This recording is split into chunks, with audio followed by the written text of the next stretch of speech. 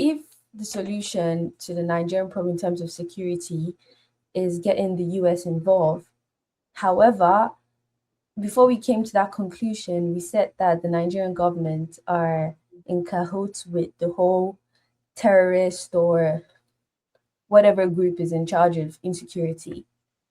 So, how does America come in solve any of that problem? Because, based on my understanding, America is only here to um, assist in the physical, into like eliminating the average terrorist. You know, they can't really go after the people in government, because if they do go after the people in government, then it's America against the Nigerian state, which is not why they're there. So they cannot go to the government. However, we say that one of the reasons we have insecurity is the government is actively aware of those people and actually funding those people. So if America comes, eliminates those people, the people that we see with the guns and everything, but then the same government still remains in power, does anything change? Because that same government is still in power. So they can just bring another set after America is gone again. So I'm confused in that, because we're like, okay, America should come, they need to come. And I understand that.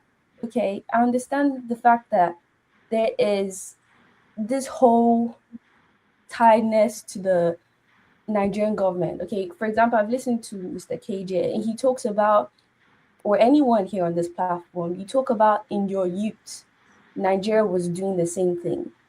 The same thing we're complaining is what you were complaining when you were younger. If now that you're older now, and I'm complaining about the same thing, it's clear that the government has been the same for decades now, not just for 10 years, but for more than 20 plus years. So it's very clear that one of the biggest problem is the government. And America is not here to change our government at all. So nothing is going to change systematically at all. Those people still funding those terrorist groups are still going to keep on funding. The same government are still going to keep on neglecting the people. So whether you're Igbo, Yoruba, Hausa, or whatever, you're still going to be marginalized because the same government is still in power. And if you look at the present government, you can tell that you're not about to change anything. When you look at their budget, for example, if they're spending less than 5% of their budget on education, on medical care, on just social amenities in general, then it's clear that they are not there to solve those problems leading to insecurity or leading to the loss of lives. They're spending more than 10-20% of their budget in furnitures, buying cars. That's a clear picture of the government we have. So nothing is going to change at all. It's clear that it's easy for me to say that, oh, the solution is to stand up to our government because I'm not in the country. It's very easy for me to say. And I would always try to identify that when I'm talking about Nigerians' problem, because it's easy for me to say. But if you look at other countries and how they've moved from one place to another, they have fought to change their country. It's true. Majority of these countries that we're saying are first world, whatever, they fought to change their country. No one came and solved their problem. No one. So whether I'm in Nigeria or not, it's something that I know, to be honest, that if I want to stop complaining about the Nigerian problem, you need to put boots on ground. Period. It's just very clear on that. So when you if we're talking about the true Nigerian solution, boots needs to be on ground. Now you can discuss whether you want a peaceful revolution, a violent revolution, that's on you. That's however you want to decide. However, you are going to create that solution yourself. No third entity is going to solve that for you at all. Because when we look at history, it's clear that no country has come and solved anybody's issue. If you look at other African countries as a solution to that, you can see Sudan, you can look at Congo, you can look at Libya. There are so many countries that's in Africa. You can also look at other Asian countries or South American countries. It's not someone coming outside to solve their problem.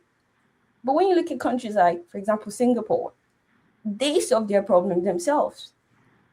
When you look at China themselves, whether you're a communist or you're not a communist, wherever China is today, they did that for themselves. Whether you like communism or you're socialist, that's not whatever. China is where it is because they did that for themselves. So when we talk about Nigeria and we say, oh, America is going to come solve the problem, that is not true, because America is not coming to change the government, and the government is still going to remain the same. Next year's election, what are we doing to change the government when it's clear that they're not there for the people? Those are the conversation I think we should have, because I know, yes, we're desperate. There's anger, 100% anger, but we shouldn't cry for any solution or because we're desperate.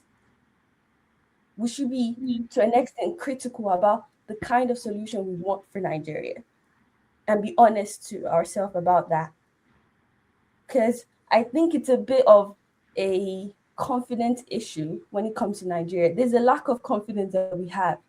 That's why we always look at, oh, the white man to come and save us every day. There's a confidence issue. It's clear. We always want someone to come and save us, but we are going to have to save ourselves. Whether it's a one Nigeria, two Nigerians, whatever, you want to divide a country or not, you as a people will have to solve that yourself. No one's trying to do that. America is there for their interests. Very clear. There's no country that will put their men's life on the boots on the table without gaining something from it. They are not there for charity. This is not charity for them. Whether you love Christians or don't love Christians, or doesn't matter. They are there for their interests, and let's be honest about that. And we need to start asking ourselves, what is our interest? How can we actually achieve that as a people? That's kind of my understanding from it. I'm not for or against America coming, but I'm mostly against our perspective on them coming and how we think they're going to help us, because I think we have to help ourselves regardless.